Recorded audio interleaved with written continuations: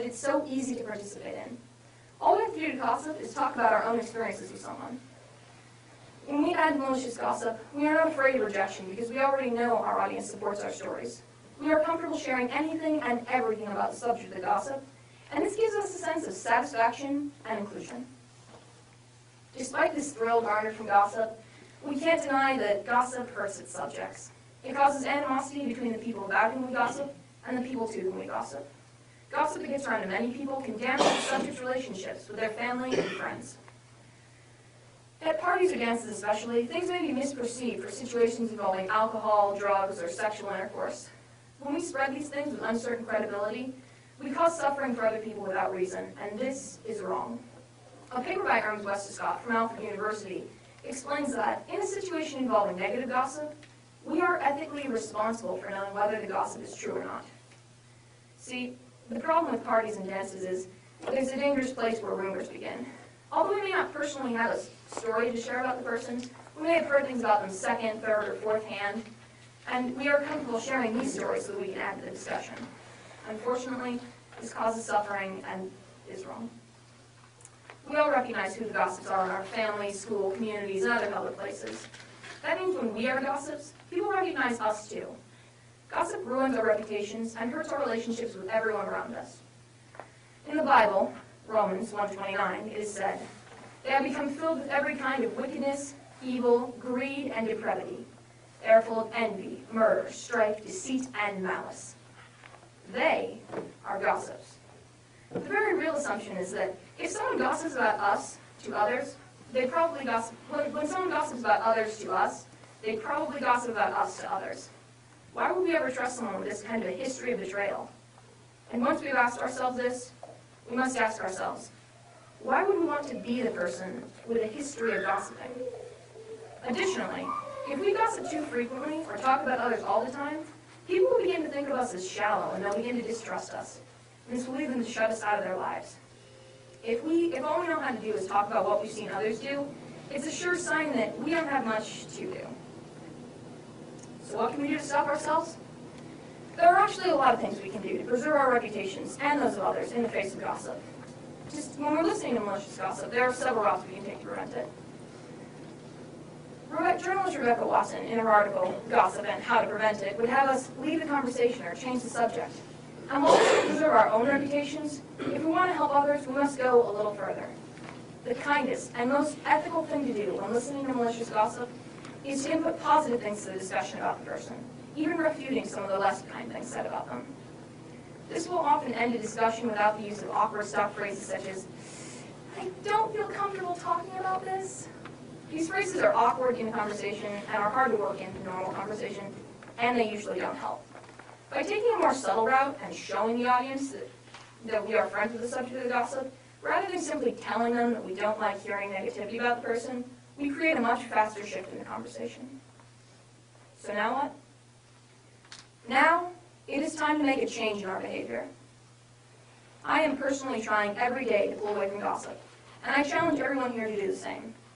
We all know now why we feel the need to gossip, what the repercussions of gossiping are on others and on ourselves, and how we can prevent it. Therefore, we should have no trouble becoming a paragon the next time we hear gossip.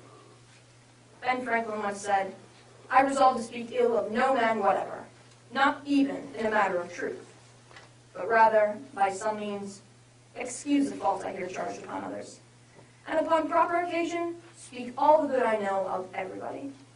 In modern language, Ben Franklin's promising to never gossip, to forget the gossip he hears, and to spread good things about others. Granted, we're not all Ben Franklin, but if we could try to be a little more kind, a little more accepting, and a little less afraid of our image, don't you think we could help the world become a better place? Thank you.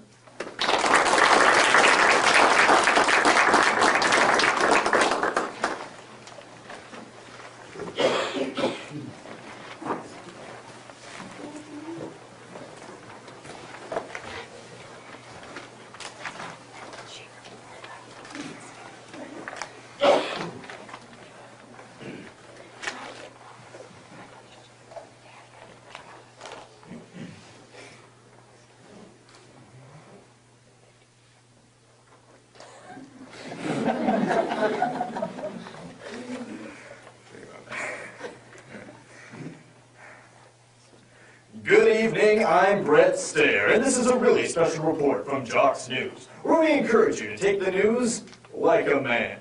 Citizens across the nation are gearing up for what appears to be the most explosive presidential election in America's history. Today we'll be taking you behind the scenes of America's new political landscape and what a not-so-pretty picture it's turning out to be. Once upon a time, American politics were dominated by two major political parties, the Democrats and the Republicans. Of course, those two parties have long gone by the wayside. Today's political climate has shifted drastically, with dozens of new political parties entering the political arena in hopes that their candidate will soon be headed to the White House. We'll be taking a look at these new political parties as we try to understand what they believe in and what they stand for in Election Day by Gregory Burns. We'll be right back after this commercial break. Happy birthday to you, happy birthday to you. If you've got a birthday, our party's for you. Hello there, I'm Sing Sing, the birthday clown. And if you have a birthday, then you should join the political party that celebrates our commonality, the birthday party. It's our political party's belief that everyone should feel special at least one day out of the year. If you agree with us, then you should come join the birthday party, where it's our wish to decorate the Oval Office in paper hats and party streamers. Political ad paid for by Chuck E. Cheese's birthday party headquarters. I'm Brett Stair, and this is a really special report. The pool party still seems to be divided about its political identity. More on this story with our correspondent, Bill Ballard. Bill? Oh, thanks, Brett. All right, so, while most political parties stand united, the pool party still seems to be divided amongst its constituents about the true definition of a pool party delegate. Half of the party believes that they should stand for the wholesomeness of inviting a few friends over for a refreshing cookout and a refreshing swim in the backyard pool, while the other half of the pool party believes they should be all about billiards, booze, and banging a few heads together. All right. Anyways, as if on cue, the pool party chairman has decided to pool his resources together and make a big splash by mediating a compromise in the form of creating a new logo for the pool party. One that would feature two pool sticks crossed like swords behind a flotation device shaped like a duck. Analysts believe that this just might be the solution that fits the bill. If so, then this will be the first real break that the pool party has seen in quite some time. Oh, back to you, Britt. Thank you, Bill. In other news on the political landscape, the Donner Party is finding it difficult to recruit new members. Earlier today, popular political radio host Rush Limburger gave us some food for thought. I don't understand today's voter. I mean, we started the Donner Party because we thought America was hungry for a new political party. We offered America our hand, and nobody did. We tried to get a leg up by polling in various caucus states, and we thought we could turn a few heads. The Donner Party is about survival, people. I guess today's voter just doesn't have the stomach for a party like ours. However, we were able to recruit a few well-known celebrities into our party recently. Dick Van Klondike, Ed Begley Jr., Justin Timberlake, and the actor, Chive Owen. Papaya Angelou wrote a poem for us. Lady Gorgonzola even wrote our theme song. So come on down to the Donner Party. Attend one of our political rallies. We're always serving up delicious finger food. With over 200 million Americans in the United States today, we invite you to come down to the Donner Party. Like our motto says, the Donner Party, a virtual all-you-can-eat buffet. I'm Brett Stair, and this is a really special report. It sounds like the Donner Party has a lot on its plate. But perhaps the most surprising of the new political parties is none other than the Surprise Party. Earlier today, Mr. Jimmy the Joker Justice, presidential nominee for the Surprise Party, held a press conference. Mr. Justice, some of your delegates are saying that you're not taking this race as seriously as you should be. What do you have to say to these allegations? Knock, knock. Who's there? Your Vice President of the United States, Jimmy the Joker Justice. Okay, all jokes aside, Mr. Justice, that was not a joke. I will be the next President of the United States of America. Okay, would you mind answering a few questions about the issues? Bless you. I'm sorry? You sneezed. Oh no, I said issues. Bless you again. Okay, how do you plan to improve economic growth? Well, I would tell you, but it's a surprise. Okay, how do you plan to improve unemployment rates? That's a surprise, too. Listen, what you people don't seem to realize is that I am the presidential nominee for the surprise party. That means everything I do and everything I stand for is a surprise. Well, like a good mystery novel, you don't want to know the ending until you get to the end of the book. Am I right? Of course I'm right. So vote for me for president and I'll answer all of your questions. Deal? Oh, honey, isn't this nice? I'm sitting here, comfortably knitting, while you're busy reading the newspaper, and the TV bombards us with dozens of political ads. Yes, I suppose it's nice. Speaking of politics, I couldn't help but notice that your voter registration came in the mail today. Oh? Yes. I opened it by accident, and I must say I was a little surprised. You were? Yes. Since when did you become a registered member of the bachelor party? Oh, honey, don't get so upset. Upset? Who's upset? I'm not upset. It's just that you think you know your husband, and then wham! You're sitting here stabbing yourself with knitting needles trying to make an Afghan for his smelly feet! Honey, it's just a political party. My affiliation with the bachelor party doesn't define who I am. Oh, sure it doesn't. You're a married man. Or perhaps you forgot that little fact. Honey, of course I know I'm married. You're making a mountain out of a molehill. Don't think I haven't seen their billboards posted all over town. You're absolutely right. The bachelor party loves its mountains. Well, they're a very outdoorsy type of party. Oh, yeah? Well, I saw the girls on their billboards. And none of them looked like they were bitten by any mosquitoes, now did they? What's that supposed to mean? I'm sure they were just models that were... Their billboards were in 3D! Or rather, a portion of their billboards were in 3D. And don't tell me you didn't notice which attribute was jutting out! I honestly don't know what you're talking about. And what about their political slogan? Climb aboard the bachelor party? Really? Seems to me they should have used a cruise ship instead of mountains. Answer me this, Mr. Card-carrying bachelor party member. What exactly does the bachelor party stand for? Lots of things. Like what? Equal rights for women. Equal rights for women? Isn't the bachelor party the same political party that at their convention had a bimbo popping out of a 6-foot-tall cake?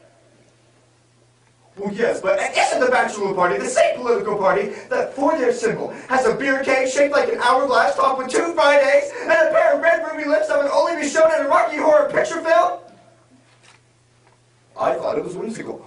Whimsical? Whimsical?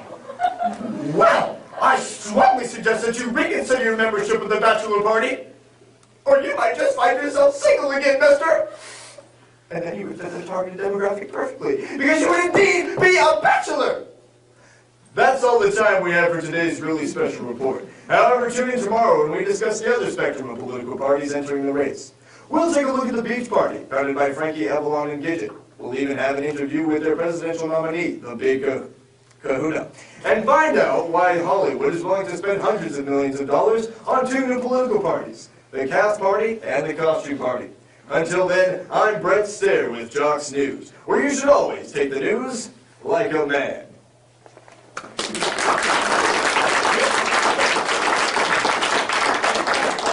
We're going to take a 5-minute break if you need to get up and stretch, and we'll resume here at 7:05.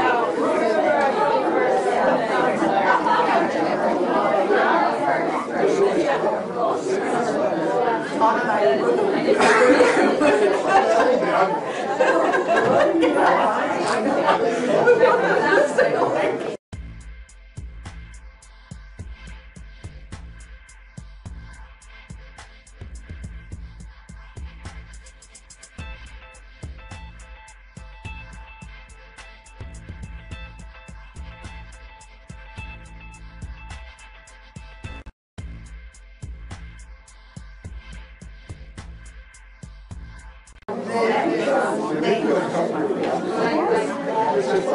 we don't have